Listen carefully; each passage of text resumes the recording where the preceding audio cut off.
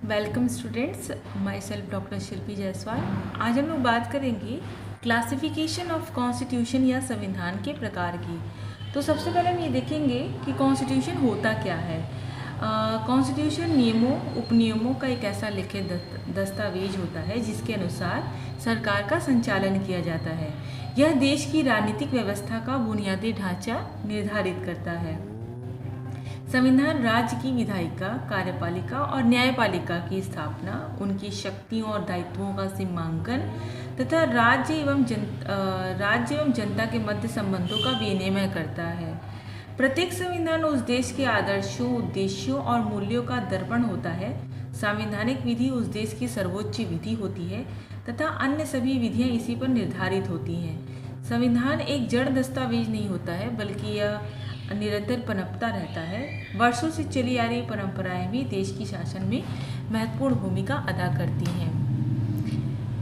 Simple भाषा में अगर हम देखें तो कॉन्स्टिट्यूशन क्या है, एक ऐसा दस्तावेज होता है, एक ऐसा रिटन फॉर्म में लिखा होता चीज़ें हैं जिससे उस देश के विधि, रूल, रेगुलेशन, ये सारी चीज़ें चलती हैं। अब ज़रूरी नहीं है कि वो रिटन फॉर्म में ही हो, वह अलिखित भी हो सकता है, जिसके द्वारा सरकार कैसे बनेगा, उसके क्या क्या कार्य होंगे, किस तरीके से सरकार की कहाँ तक शक्तियाँ होंगी, उन जो गवर्नमेंट की जो पावर्स है उस पर किस तरीके से लिमिटेशन लगेगा, और इसके साथ ही साथ जो जनता है उनको क्या क्या लिबर्टी दी जाएगी, उनके क्या क्या राइट्स होंगे, ये सारी चीज़ें जो हैं वो फंडामेंटल राइट्स जो है, और ये सारी चीज़ें जो हैं वो कॉन्स्टिट्यूशन में रिटन फॉर्म में रखी होती हैं।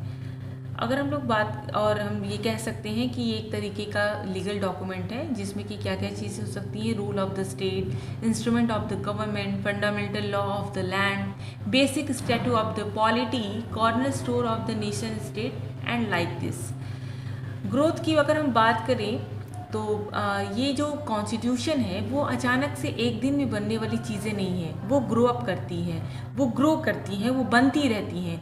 अगर इंडियाज़ कॉन्स्टिट्यूशन की हम बात करें, जो कि 26 नवंबर 1949 में हमने उसे अंगीकृत किया था, अडॉप्ट किया था, और जो 26 जनवरी 1950 में लागू हुई, तो आज भी देखिए तो इंडियन कॉन्स्टिट्यूशन वहीं पे नहीं है। टाइम टू टाइम जो जैसे जैसे समय परिस्थितियाँ बदल रही हैं उसमें कुछ ना कुछ जुड़ता चला जा रहा है। यानी कि कोई भी कॉन्स्टिट्यूशन जो है वह एक टाइम पीरियड में तो बनता ही है। अगर हम इंडियन कॉन्स्टिट्यूशन की बात करें या अमेरिकन कॉन्स्टिट्यूशन की बात करें, लेकिन समय के अनुसार कोई भी कॉन्स्टिट्यूशन हो उसमें कुछ न कुछ चेंजेस होते रहते हैं। तो यहाँ पर जो इंग्लैंड का कॉन्स्टिट्यूशन है वो उसका एग्जाम्पल इसलिए हम ले सकते हैं कि वो कॉन्स्टिट्यूशन एक टाइम पीरियड में नहीं लिखा गया है, जबकि वह इवॉल्व होती जा रही है, विकसित होती जा रही है, बनती चली जा रही है, और ये किसी टाइम पीरियड में नहीं, टाइम टू टाइम इसमें समय लग के ये बनता चला जा रहा है। संविधान की अगर परिभाषा अगर हम देखें तो गिलक्राइस्ट ने कहा है कि संविधान उन समस्त लिखित और अलिखित विधियों का और नियमों का एक संग्रह है जिसके आधार पर किसी भी देश की शासन व्यवस्था संगठित की जाती है। शासन के विभिन्न अंगों के बीच शक्तियों का विभाजन किया जाता है और उन सिद्धांतों का निर्धारण किया जाता है जिन पर उन शक्तियों का प्रयोग किया जाएगा। क्लासिफिकेशन ऑफ कॉन्स्टिट्यूशन, या अगर हम बात करें कि संविधान है उसके प्रकारों क्या, उसका वर्गीकरण की, तो हम कह सकते हैं कि 3 प्रकार के आधार पे संविधान को वर्गीकृत किया जा सकता है। इसका क्लासिफिकेशन 3 भागों में किया जा सकता है। पहला है संविधान की उत्पत्ति के आधार पे, दूसरा है संविधान में प्रथाओं और कानूनों के अनुपात के आधार पे, और तीसरा है फ्लेक्सिबिलिटी या अपरिवर्तनशीलता के आधार पे। अगर हम ये देखें पहला on the basis of origin, उत्पत्ति के आधार पे, तो इसको हम 2 पार्ट्स में डिवाइड कर सकते हैं। एक है निर्मित और दूसरा है विकसित। तो निर्मित या इनेक्टेड कॉन्स्टिट्यूशन क्या होता है? निर्मित संविधान वह संविधान है जिसका निर्माण एक निश्चित समय पर जनता के प्रतिनिधियों या संविधान सभा द्वारा किया जाता है। भारत और अमेरिका के संविधान भारत के और अमेरिका के जो संविधान है वो निर्मित संविधान का प्रमुख उदाहरण है। भारत का संविधान 26 नवंबर 1949 को पारित हुआ था और इसके निर्माण में 2 वर्ष 11 महीने और 18 दिन का समय लगा, और 26 जनवरी 1950 को ये लागू हुआ। उसी प्रकार से अमेरिका की जनता ने फिलाडेल्फिया में एकत्रित होकर अपने देश के संविधान का निर्माण किया और ये 1789 में लागू हुआ, और यह संविधान अनिवार्यतः लिखित होता है। विकसित संविधान की अगर हम बात करें तो विकसित संविधान कैसा होता है, ये जो डेवलप कॉन्स्टिट्यूशन है वो वैसा संविधान होता है जिसका विकास धीरे धीरे होता है। निर्मित संविधान की तरह इसका किसी निश्चित समय पर संविधान सभा के द्वारा निर्माण नहीं होता है। इस संविधान में रीति रिवाजों और परंपराओं का विशेष महत्व होता है। इंग्लैंड का संविधान विकसित संविधान का प्रमुख उदाहरण है, जिसके संबंध में कहा गया है कि इसके विभिन्न भाग इतिहास के द्वारा निर्मित किए गए हैं। जेम्स ने ठीक ही कहा है कि संविधान बनाए नहीं जाते बल्कि उनका विकास होता है। अगर हम बात करें प्रथाओं और कानूनों के आधार पर on the basis of tradition and law, तो इसको भी हम 2 पार्ट्स में डिवाइड कर सकते हैं। पहला है लिखित और दूसरा है अलिखित। तो रिटन कॉन्स्टिट्यूशन क्या होता है? लिखित संविधान वह है जिसमें शासन के संगठन, विभिन्न अंगों की शक्तियाँ तथा नागरिकों के अधिकारों से संबंधित सिद्धांत किसी एक लेख पत्र पर अंकित रहते हैं। यानी कि कॉन्स्टिट्यूशन जो है वह एक रिटन फॉर्म में लिखा हुआ होता है।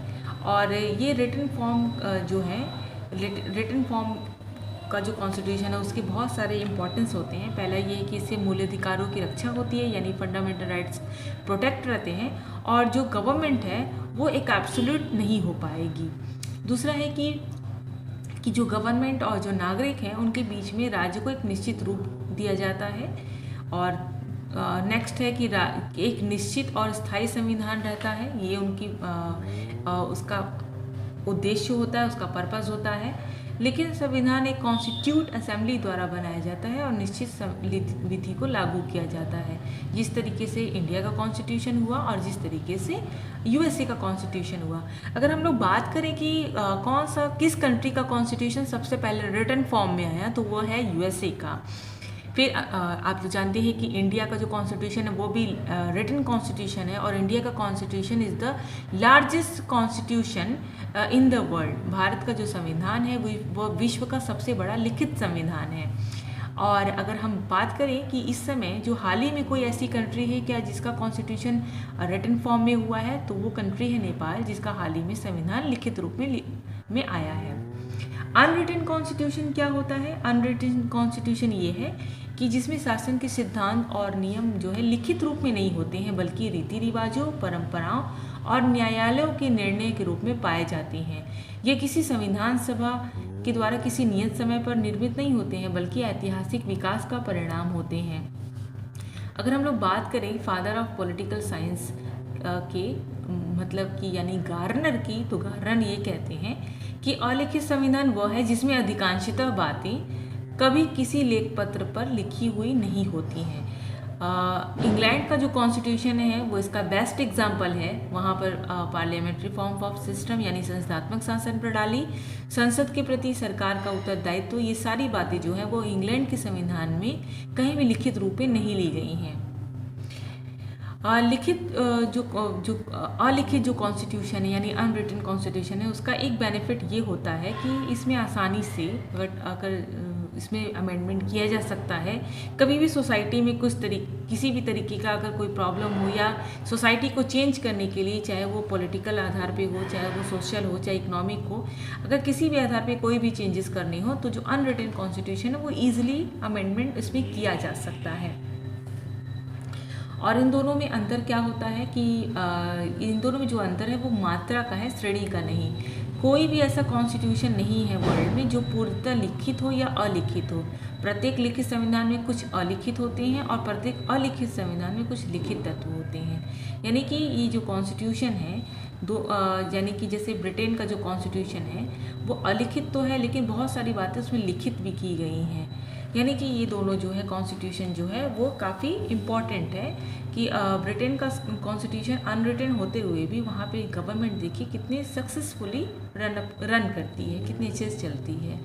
नेक्स्ट देखेंगे फ्लेक्सिबिलिटी के आधार पे यानी परिवर्तनशीलता के आधार पे, तो यहाँ पर दो है। एक है फ्लेक्सिबल कॉन्स्टिट्यूशन यानी कि लचीला संविधान, और दूसरा है रिजिड कॉन्स्टिट्यूशन। फ्लेक्सिबल कॉन्स्टिट्यूशन क्या होता है? फ्लेक्सिबल या लचीला या परिवर्तनशील संविधान वह है जिसमें संशोधन साधारण कानून निर्माण की प्रक्रिया द्वारा ही किया जाता है। इसमें संवैधानिक कानूनों और साधारण कानूनों में कोई अंतर नहीं होता है। इस प्रकार के संविधान में संशोधन संबंधी कानून भी उसी सरलता से पारित किया जा सकता है जिस सरलता से साधारण कानून पारित किया जा सकता है। और इसमें राज्य की संसद या व्यवस्थापिका सभा को अपने साधारण रूप में संशोधन करने वाले कानून पारित करने का अधिकार होता है। दूसरे शब्दों में हम कह सकते हैं कि परिवर्तनशील या जो फ्लेक्सिबल कॉन्स्टिट्यूशन है वो कॉन्स्टिट्यूशन होता है जो बदलती परिस्थितियों के अनुसार सुगमतापूर्वक परिवर्तित या संशोधित की जा सकती है। इसका सबसे बेस्ट एग्जाम्पल जो है वह है ब्रिटेन का कॉन्स्टिट्यूशन। वहाँ पर संविधान में बहुत सारी ऐसी धाराएं हैं जहाँ पे वहाँ की संसद आसानी से इसमें परिवर्तन कर सकती है। यानी वहाँ की संसद उसी प्रकार से संवैधानिक कानूनों को पारित कर सकती है जिस प्रकार से वह एक साधारण कानूनों को पारित करती है। ये इसके क्या बेनिफिट होते हैं कि इसमें अगर कोई भी ऐसी परिस्थिति है जिसमें कि संविधान में संशोधन करना बहुत आवश्यक है, तो यहाँ पर इंग्लैंड की कॉन्स्टिट्यूशन में वहाँ की संसद जब चाहे तब वहाँ पर अमेंडमेंट कर सकती है।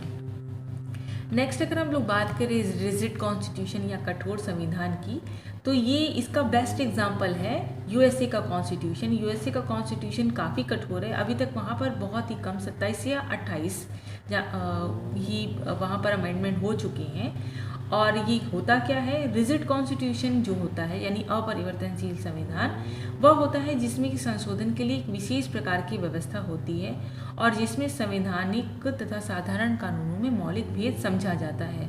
संविधान में संशोधन करने का अधिकार राज्य की संसद अथवा व्यवस्थापिका सभा को अपने साधारण रूप में प्राप्त नहीं होता है, बल्कि संविधान में संशोधन करने के लिए संसद और व्यवस्थापिका सभा को एक उच्चतर संस्था की आवश्यकता होती है तथा इसमें साधारण कानूनों के पारित होने वाली प्रक्रिया से संवैधानिक संशोधन संबंधी कानून पारित नहीं हो सकते हैं। इसका महत्वपूर्ण उदाहरण जो है अमेरिका का संविधान है। वहाँ की जो कांग्रेस है यानी कि वहाँ का संसद का नाम जो कांग्रेस है, और वहाँ पे कांग्रेस जो है वो साधारण कानून निर्माण की विधि द्वारा संशोधन नहीं कर सकती है। संविधान में संशोधन करने के लिए यह आवश्यक है कि वहाँ के कांग्रेस के दोनों सदनों, हाउस ऑफ रिप्रेजेंटेटिव और सेनेट, उन दोनों को 2/3 बहुमत द्वारा पारित किया गया हो और यही संशोधन राज्यों के 3/4 विधानमंडलों द्वारा भी अनुमोदित हो। तो यानी कि वहाँ पे जिन राज्यों में संविधान के संशोधन के लिए एक विशेष प्रक्रिया को अपनाया जाता है, उन राज्यों के संविधानों को हम अपरिवर्तनशील संविधान कहते हैं। इसका बेनिफिट ये होता है रिजिड कॉन्स्टिट्यूशन का कि इसमें बेसिकली रक्षा होती है राइट्स की, यानी कि गवर्नमेंट जो है वो मनमाने तरीके से किसी भी राइट्स में या किसी भी प्रोविज़न में वहाँ पे अपना मनमाना तरीके से उसको अमेंडमेंट नहीं कर सकते हैं। अगर हम लोग बात करें कि necessity of the good constitution, संविधान की ज़रूरत क्यों होती है, संविधान की आवश्यकता क्यों होती है, क्या इम्पोर्टेंस होता है कॉन्स्टिट्यूशन का, तो संविधान ये सुनिश्चित करता है कि कानून कौन बनाएगा, यह समाज में शक्ति के मूल वितरण को स्पष्ट करता है, यही समाज में निर्णय लेने की शक्ति किसके पास होगी और सरकार का निर्माण कैसे होगा, संविधान ही निर्धारित करता है।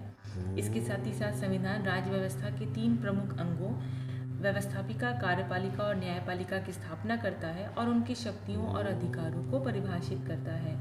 ये राज्य के अंगों के अधिकार को मर्यादित करता है और उन्हें निरंकुश और तानाशाह होने से बचाता है, यानी उनको एब्सोल्यूट होने नहीं देता है। कि गवर्नमेंट तो कॉन्स्टिट्यूशन में ये सारी चीज़ें तो बेसिकली लिखी ही होती हैं कि लेजिस्लेटिव, एग्जीक्यूटिव, जुडिशरी किस तरीके से काम करेगी, इनकी पावर क्या होंगे, इनके फंक्शन क्या होंगे, बट ये भी लिखा होता है कि ये अपनी किस सीमा तक, किस लिमिटेशन तक अपने पावर्स को यूज़ कर सकती हैं। यानी कॉन्स्टिट्यूशन इन्हें मनमाना होने से भी रोकती है, इन पर लिमिटेशन लगाती है। इसके साथ ही साथ संविधान एक आईना है जिसमें उस देश के भूत, वर्तमान और भविष्य की झलक मिलती है।